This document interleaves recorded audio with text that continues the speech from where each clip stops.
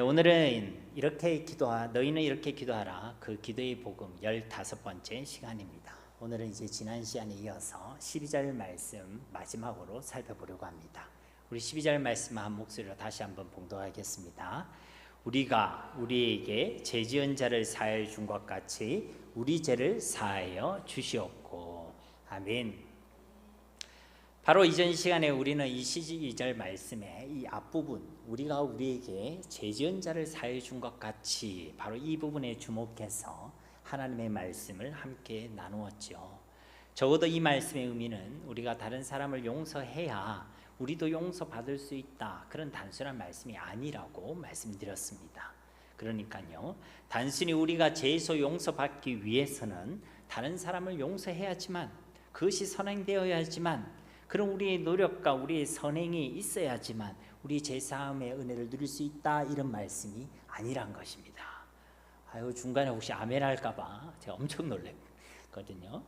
지난 시간에도 말씀드렸듯이요, 결론적으로 이 말씀은요, 우리에게 제사함의 은혜를 베풀어 주신 하나님의 은혜가 먼저란 것입니다.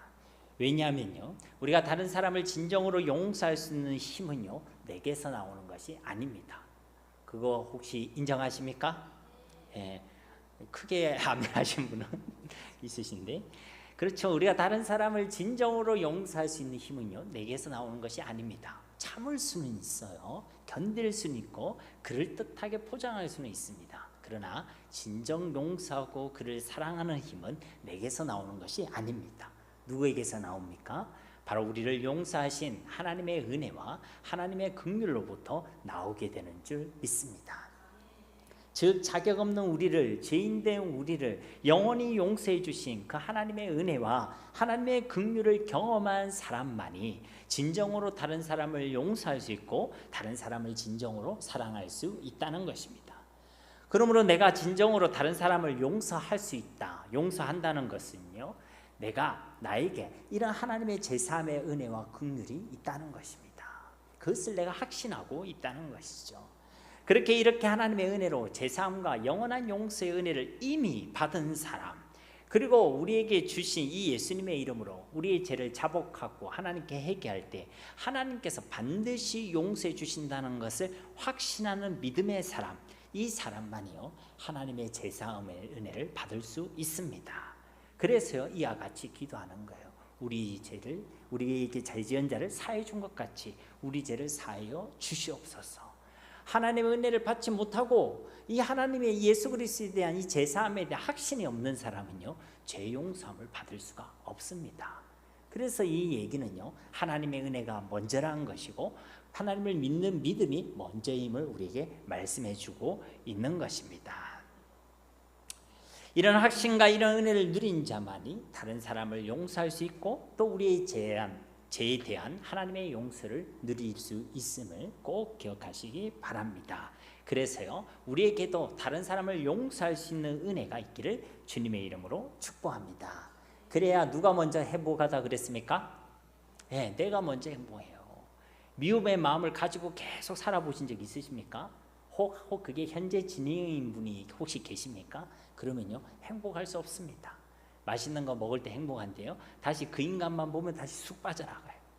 그러니까요, 내가 용서해야지만 내가 먼저 자유를 누릴 수 있습니다. 자신에 대해서 끝까지 용서 못하는 사람들이 있거든요. 그러면요, 끝까지 자기 잡기 때문에 계속 매입니다. 묶이고요, 자유를 누릴 수 없죠. 근데 우리가 용서의 열매를 맺으면요, 내가 자유하게 되고 내가 이기고 승리하게 되는 줄 믿습니다. 왜냐하면 용서하지 못하는 마음을 내가 품고 있으면 누가 그걸 귀신같이 알고 있어요? 네, 귀신이 귀신같이 알고 있죠. 그래서요, 항상 그것을 통로로요, 우리를 속이고 우리를 넘어뜨리려 하는 것입니다. 용서하지 못하는 마음은요, 사탄의 통로가 된다는 것입니다. 그렇게 용서하지 못하는 마음, 미움의 마음, 분노의 마음을 내가 가지고 있으면요, 잘 은혜 받다가도요, 감사하다가도요, 그 마음 때문에 실족하게 되는 것입니다. 평안을 누리다가도요, 그 마음 때문에 그 평안이 깨어지게 된다는 것입니다. 그 용서하지 못한 그 마음 때문에요, 내가 자꾸만 넘어지고 내가 자꾸만 실패하고 내가 자꾸만 아프고 힘들어지게 된다는 것입니다. 그래서 말씀드리는 것입니다. 사랑하는 성도님 여러분, 진짜 용서의 열매를 맺게 되시기를 우리 주님의 이름으로 축원드립니다. 그래야 여러분이 자유합니다. 그래야 여러분이 이기고 승리한다는 것이죠. 물론 당장은 그 대상이 내가 되었든 아니면 다른 누가 되었든 그 사람을 용서한다는 것은 결코 쉽지 않을 것입니다. 쉽지 않죠. 그럼에도 불구하고 이 용서의 열매를 결실하게 되기를 여러분 스스로가 소원해야 한다는 것입니다. 그것이 내가 살아나는 길이고 내가 회복하는 길이고 내가 행복하는 길이기 때문에 그런 것입니다. 나의 힘으로는 분명히 맺을 수 없는 열매이고 분명히 힘든 일이지만 내게 능력 주시고 내게 은혜를 주시는 그 하나님 안에서는 우리도 그 주님께서 먼저 보여주신 그 용서의 열매를 온전히 결실하게 될 줄로 믿습니다. 우리가 받은 그 사랑 작지 않습니다. 우리가 받은 그 복음 능력이 없지 않습니다. 우리가 받은 그 용서의 은혜는요 크고 강력한 줄 믿습니다. 우리 가운데 있는 그 어떤 미움과 어떤 상처와 어떤 분노와 어떤 억울함도 능히 치유하고 능히 위로하고 능히 회복시켜 줄 수 있는 것이 우리가 받은 하나님의 사랑이요 예수 그리스도의 복음이며 용서의 은혜인 줄 믿습니다. 그리고 이제 우리가 다른 사람을 그렇게 용서하기 위해서 지혜가 필요하겠죠. 하나님 은혜를 주십시오. 은혜를 주시면 되는 건데 이 지혜가 필요합니다. 어떻게 우리가 하나님을 그 사람을 용서할 수 있을까? 그 지혜를 어디에서 우리가 구해야 될까요? 1번 박정진 목사, 2번 TV, 3번 책, 4번 하나님의 말씀. 문제가 어려웠습니까? 그렇죠. 하나님의 말씀에서 그 지혜를 찾아야 될 줄 믿습니다. 우리 누가복음 6장 27절 28절 말씀이 있는데요. 이건 우리 한번 찾아봅시다. 오늘 이제 조금 핵심적인 말씀이라서요. 누가복음 6장 27절과 28절 말씀입니다.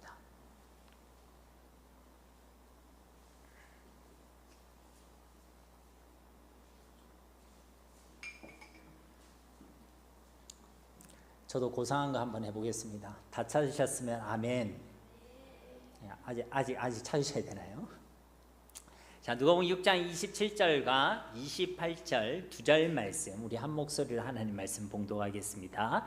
그러나 너희 듣는 자에게 내가 이르노니 너희 원수를 사랑하며 너희를 미워하는 자를 선대하며 너희를 저주하는 자를 위하여 축복하며 너희를 모욕하는 자를 위하여 기도하라. 아멘.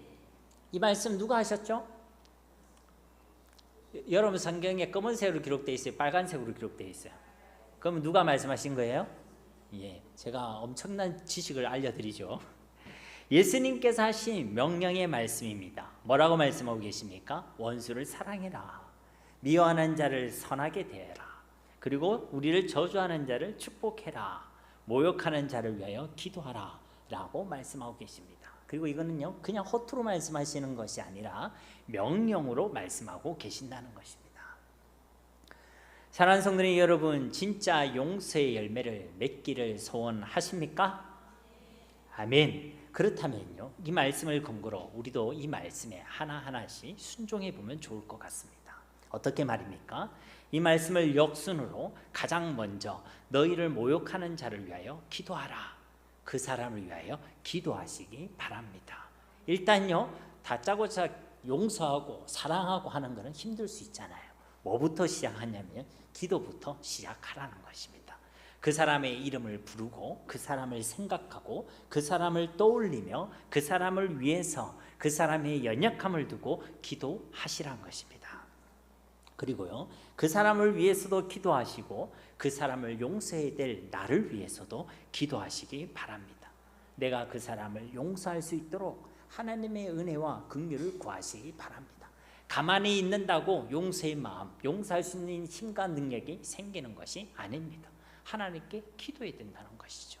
그 사람을 위하여 또 그 사람을 용서해야 될 나를 위하여 기도하시라는 것입니다. 그러면 그 기도의 시간에 누가 역사하시죠? 성령 하나님께서 우리 가운데 역사해 주실 줄 믿습니다. 그래서요 기도의 시간에 하나님께서 그 사람을 만지십니다. 또 누구를 만지시죠? 나를 만져주시는 것입니다. 저는 그런 경험이 참 많이 있거든요. 내가 절대 용서하지 못할 것 같은 그 사람을 용서할 수 있는 마음을 주시는 하나님의 은혜를 기도의 시간 가운데 저는 경험한 적이 많이 있습니다. 용서하지 못하고 있는 나, 여전히 미워하고 있는 나, 억울함 가운데 불평하고 또 화내고 있는 나, 그런 나를요 하나님께서 만져 주신다는 것입니다. 위로도 해주시고요, 회복시켜 주시고 용서할 수 있는 힘도 허락해 주신다는 것이죠. 어떤 시간에요? 하나님께 기도하는 그 시간에. 그리고 바로 그때부터요, 용서하지 못하는 그 마음에 묶여서 도무지 누리지 못하고 있던 그 참 자유와 승리의 누림이 그 시간으로부터 시작되게 되는 줄 믿습니다. 여러분, 그래요? 그래서요, 먼저는 기도부터 하시라는 것입니다. 요건 할 수 있겠죠? 나는 그 인간을 위해 죽어도 기도도 하기 싫다. 그러면 이제 답이 없는 거지만, 여러분이 용서의 열매를 맺기를 소원하신다면요, 기도를 시작하셔야 한다는 것입니다. 두 번째로는요, 너희를 저주하는 자를 위하여 축복하며 그 사람을 위해 축복하시라는 것입니다. 저주의 말을 이제 멈추라는 것이죠. 미움의 말, 분노의 말, 원망의 말을요 이제 멈추라는 것입니다.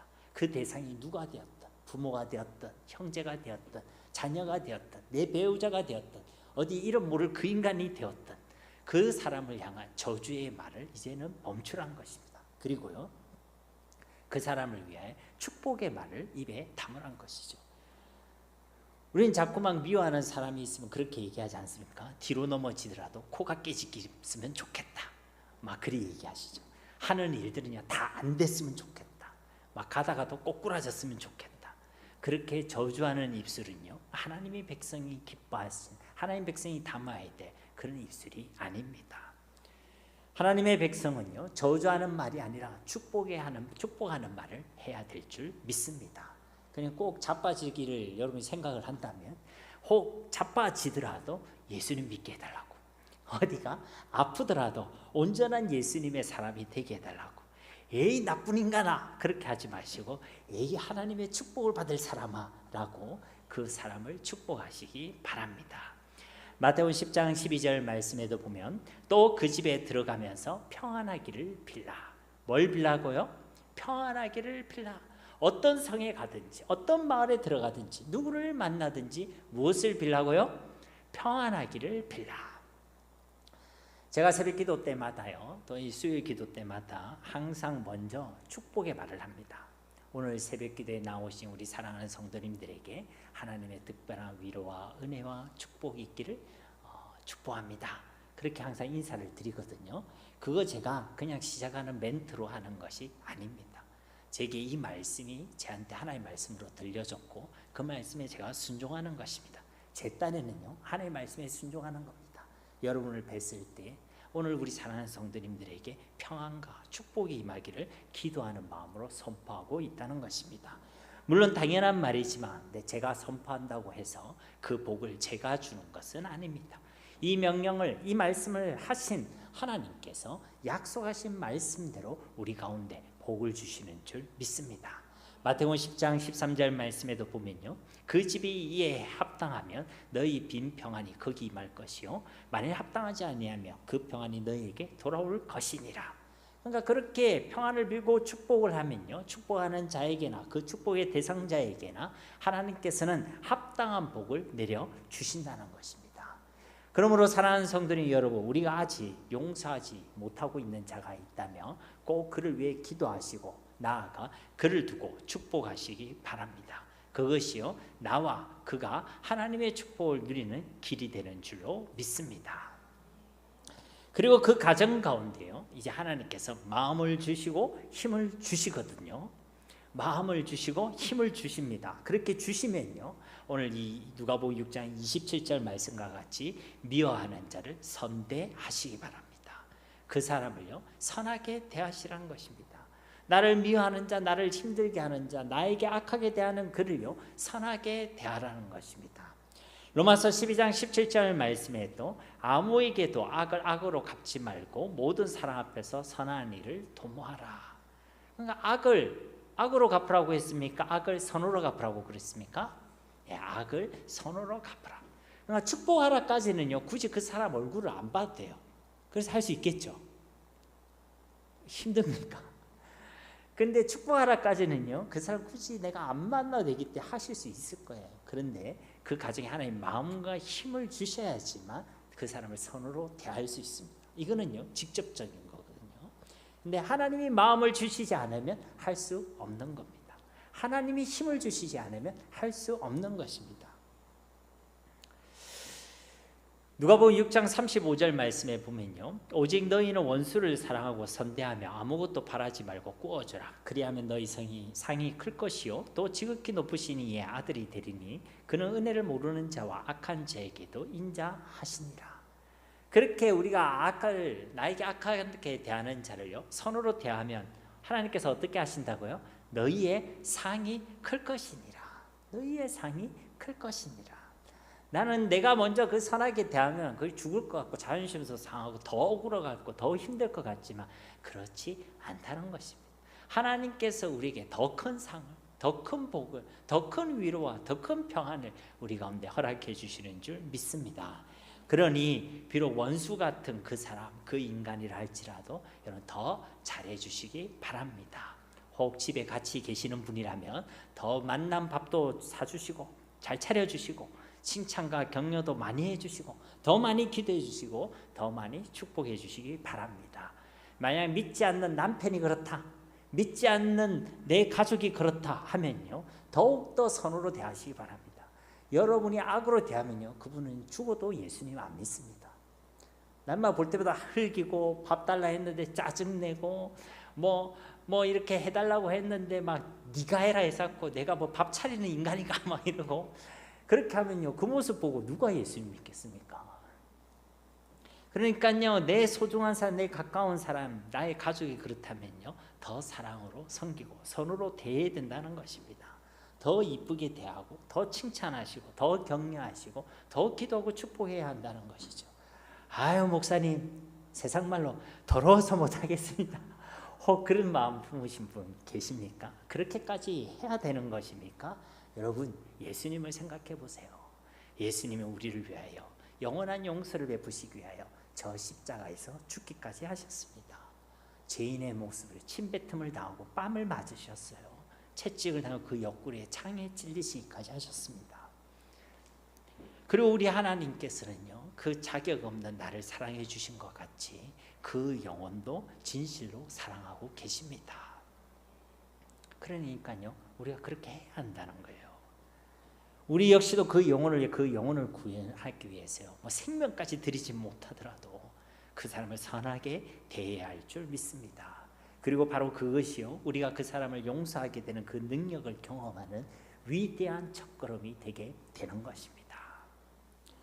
여기서 중요한 것은요 하나님께서 주시는 마음으로, 하나님께서 주신 힘으로 그 사람을 선하게 대해야 한다는 것입니다.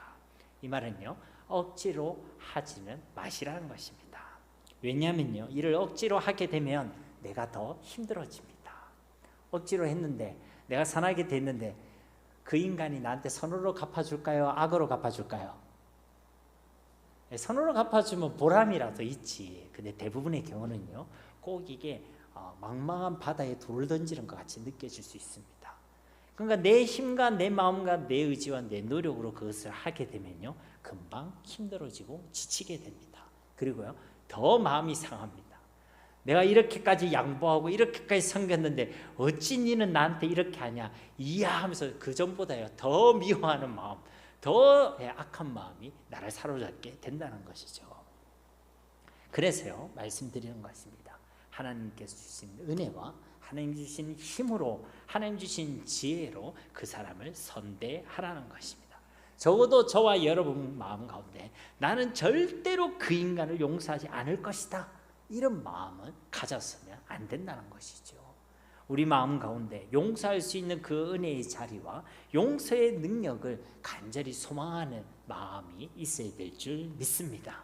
그러면 우리 하나님께서 우리에게요 우리가 맺을 수 없는 그 용서라는 그 놀라운 열매를 맺게 하시는 줄 믿습니다. 그리고 마지막으로는요 너희 원수를 사랑하며 원수까지도 사랑하게 되는 주님을 닮아가는 그 놀라운 능력을 나타내게 된다는 것이죠. 아니 내가 용서가 안 되는데 어떻게 원수를 사랑합니까? 아니면 일평생 신앙생활 하는 동안에 원수는 사랑하라 이건 혹시 달나라 이야기로 따로 접어두고 우리 신앙생활 할 것입니까? 그렇지 않죠. 우리 신앙의 궁극적인 목적이 무엇입니까? 예수님을 닮아가는 일에 있는 줄 믿습니다. 예수님이 그러하셨던 것처럼 우리도 원수까지 사랑하는 자리로 나아가야 한다는 것이죠. 그래서요, 우리는 먼저 하나님 앞에 그 은혜를 구해야 한다는 것입니다. 우리에게 먼저 용서의 열매가 맺어져야 한다는 것이죠. 이를 위해 무엇부터 시작하시라고요? 기도. 그 다음에는요, 축복하시라는 거예요. 그 다음은요, 하나님 마음과 힘을 주시면 그 사람을 선대하시라는 것입니다. 그러면 하나님께서 우리에게요, 용서의 마음을 주시고 사랑할 수 있는 마음을 주시고 원수까지도 사랑하게 하시는 능력을 맛보게 하실 줄로 믿습니다. 그 다음으로 우리가 이 12절 말씀에서 주목할 것이 또 하나 있습니다. 그것은요, 우리에게 죄지은 자를 용서하라라는 이 말씀은요, 세상의 그 어떤 사람도 우리의 원수가 될 수 없음을 말씀해 주고 있습니다. 그러니까 우리에게 잘못한 사람을 용서해 준 것 같이 우리의 죄를 용서해 주십시오. 이 기도는요, 우리에게 죄를 지은 자, 잘못한 사람을 용서해 주라는 것입니까? 용서해 주지 말라는 것입니까? 내가 용서받는 것만큼 그 사람을 용서하라는 하나님의 말씀이지 않습니까? 이 말씀은요, 내가 만나는 그 어떤 세상의 어떤 사람도 우리의 원수가 될 수 없다는 것이죠. 다르게 얘기하면 내가 만나는 그 모든 사람은 우리가 용서하고 사랑해야 될 사람이란 것입니다. 사람은요, 이해의 대상이 아닙니다. 우리가 자꾸만 이해하려고 하면 한계에 부딪혀요. 저도요, 저희 집사람과 연애를 거의 8년 했고요. 그리고 지금 이제 17년간 결혼 생활을 했습니다. 그러면 오래 만났어요, 안 만났어요? 오래 만난 편이죠. 그래도 저는 그녀가 이해가 잘 안 됩니다.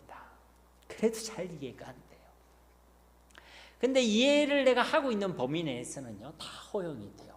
근데 때로는 나도 모르는 그녀의 모습을 볼 때요, 저도 당황스러울 때가 있거든요. 사람은요, 이해의 대상이 아닙니다. 사람은요, 사랑의 대상인 줄 믿습니다.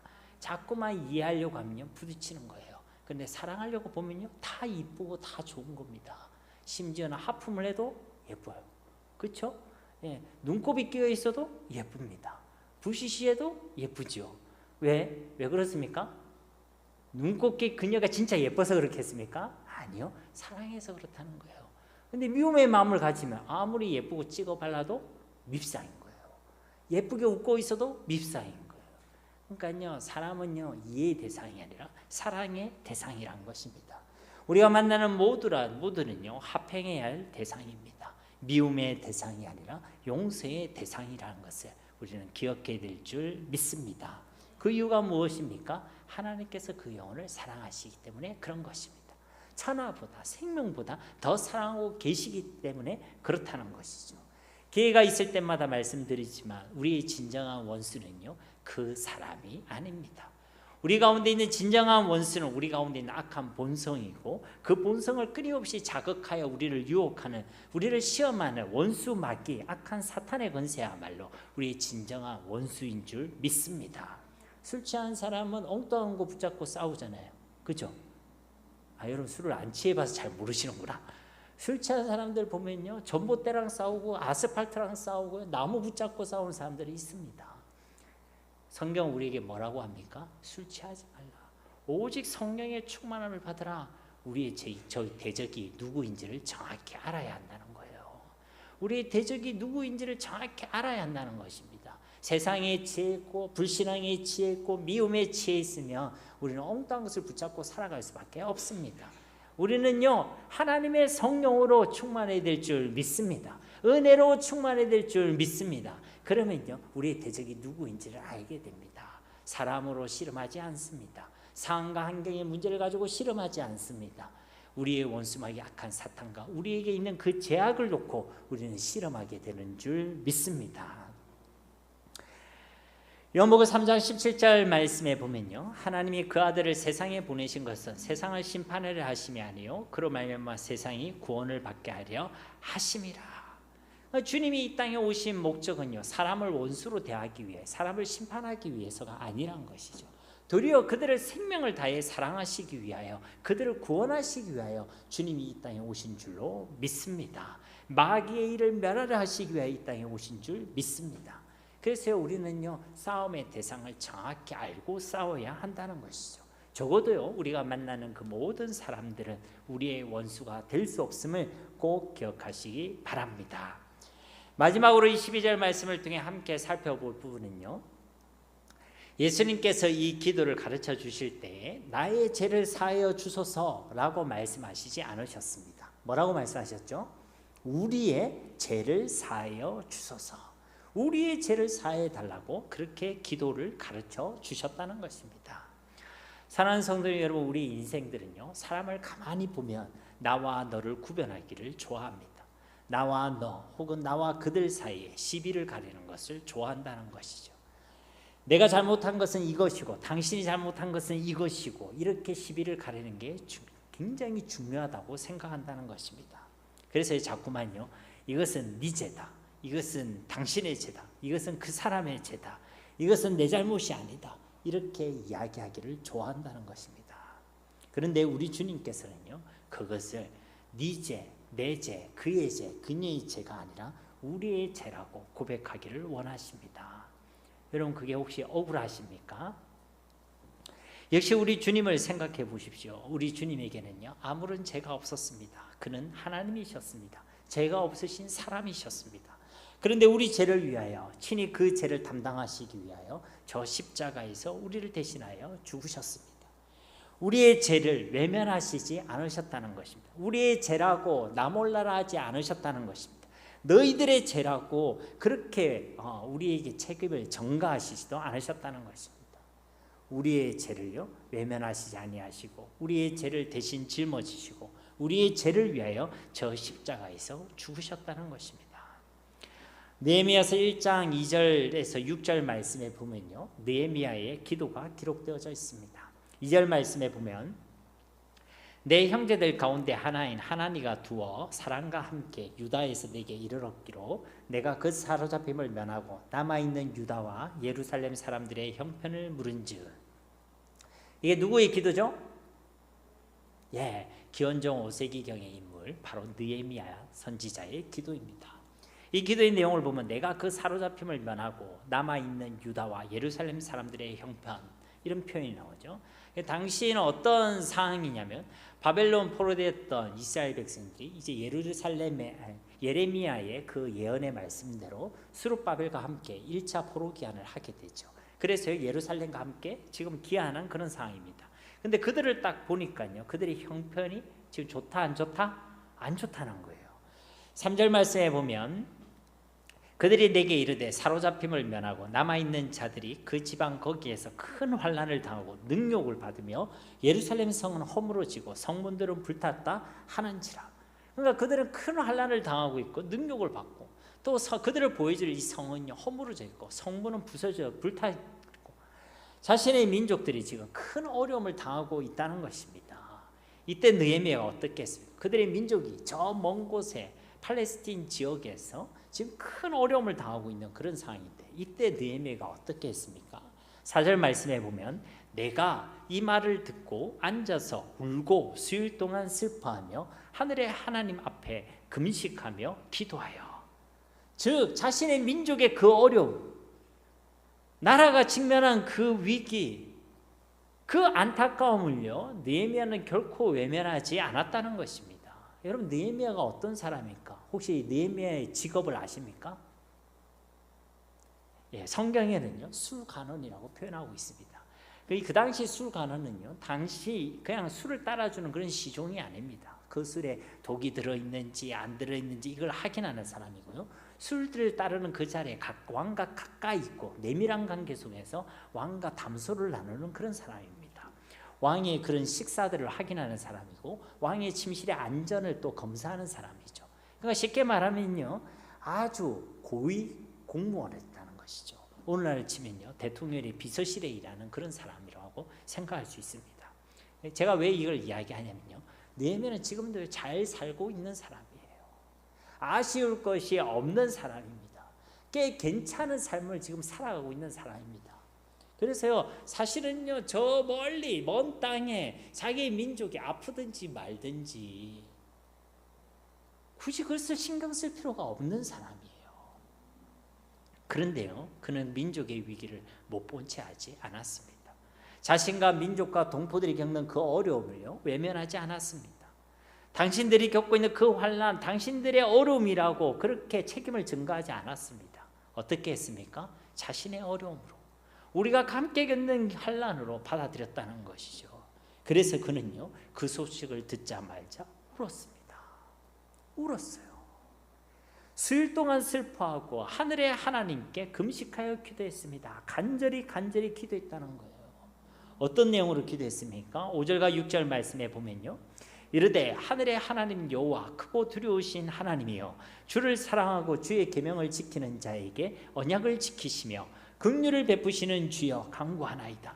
이제 주의 종들이 이스라엘 자손을 위하여 주야로 기도하며 우리 이스라엘 자손이 주께 범죄한 죄들을 자복하오니 주는 귀를 기울이시며 눈을 여시사 종의 기도를 들으시옵소서.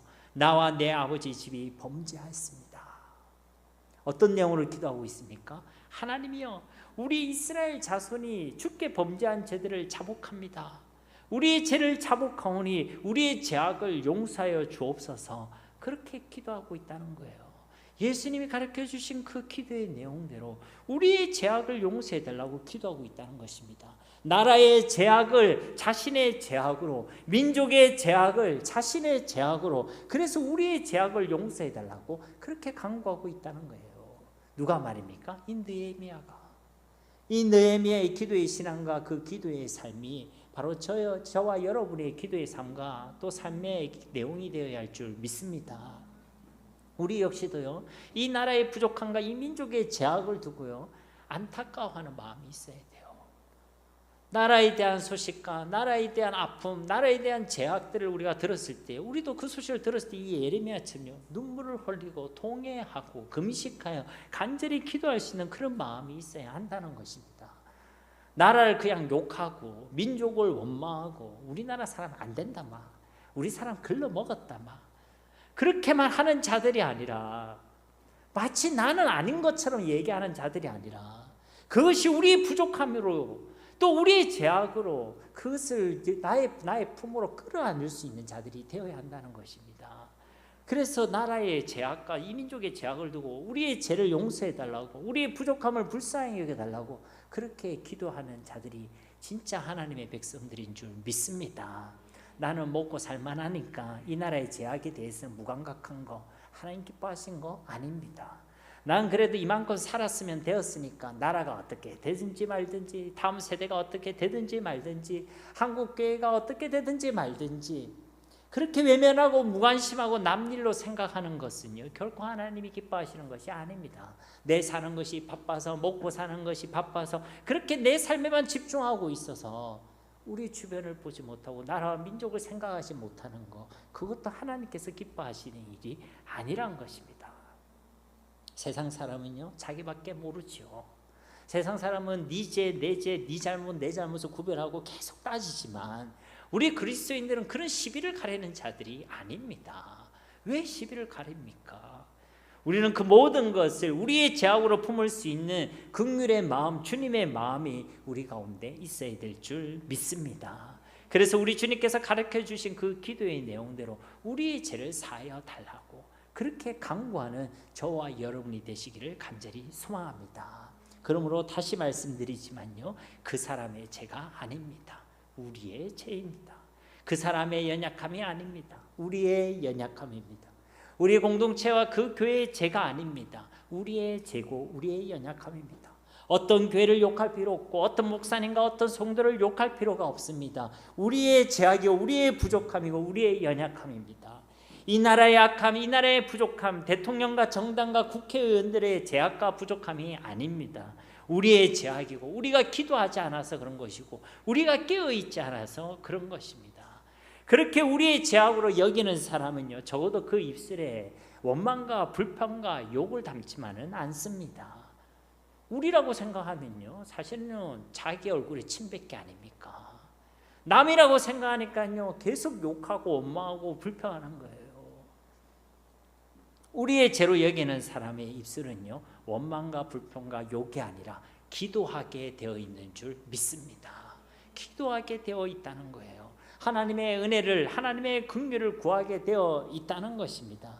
우리 모두에게 바로 이러한 신앙과 이러한 기도가 있어야 될 줄 믿습니다. 그러므로 우리 자신들만을 위해서 기도하는 자들이 아니라 적어도 우리가 그리스도인들이라면 우리의 제약을 위하여, 우리의 제약을 두고 이 땅과 이 민족을 위하여, 이 어두운 시대를 위하여 우리는 기도하는 자들이 되어야 할 줄 믿습니다. 나만의 죄가 아니라 우리의 제약을 위하여 기도해야 한다는 것입니다. 그러므로 우리가 우리에게 죄 지은 자를 사하여 준 것 같이 우리 죄를 사하여 주시옵고, 바로 이 주님께서 가르쳐 주신 그 기도의 신앙, 그 기도의 삶이 진짜 우리 모두의 기도의 신앙과 삶이 되어지기를 다시 한번 우리 주 예수 그리스도의 이름으로 간절히 축원드립니다. 우리 말씀을 기억하시면서 이 시간 함께 기도하기를 소망합니다. 주님, 우리 가운데 주님의 마음을 허락하여 주셔서 우리도 용서의 열매를 맺게 하시고 원수도 사랑할 수 있는 주님의 닮아감이 있게 하시고, 그로 인해 우리가 자유하고 우리가 평안을 누리고 우리가 이기고 승리하는 삶을 살아가게 하옵소서. 주님, 우리가 정말 우리의 죄를 두고 기도하게 하옵소서. 내 죄, 네 죄, 그들의 죄가 아니라 우리의 죄로 여길 수 있는 주님의 마음, 긍휼의 마음을 주셔서 이 나라와 이 민족과 이 열방과 한국 교회를 위하여, 우리의 이웃을 위하여, 이 지역을 위하여 눈물로 기도할 수 있는 자들이 되게 하옵소서. 우리 이 시간에 주여 한번 부르짖고 말씀 붙들고 함께 기도하도록 하겠습니다. 살아계신 아버지 하나님, 감사와 영광과 찬송을 주님께 올려드립니다.